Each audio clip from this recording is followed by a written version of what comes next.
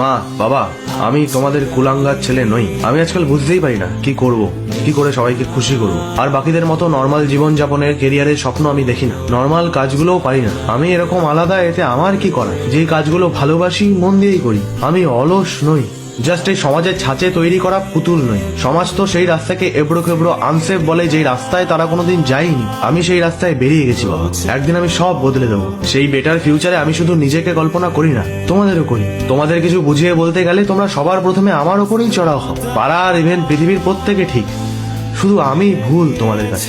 একা লাগে আজকাল, তবে একা থাকতে শিখে গেছি। আর বুঝেও গেছি অন্ধকার রাস্তায় কেউ আলো নিয়ে সাথে যায় না। যে রাস্তাতে ল্যাম্পপোস্ট আছে সেই রাস্তাতেই সবাই টুনি লাগায়। অবশ্য তোমরা তোমাদের মতো আমার ভালোই চাও, সেটাও আমি জানি। কিন্তু সময় সমাজ দুটোই পাল্টেছে। চারিদিকে সার্কাস চলছে বাবা। যোগ্যরা ভালো জায়গায় কোথায়?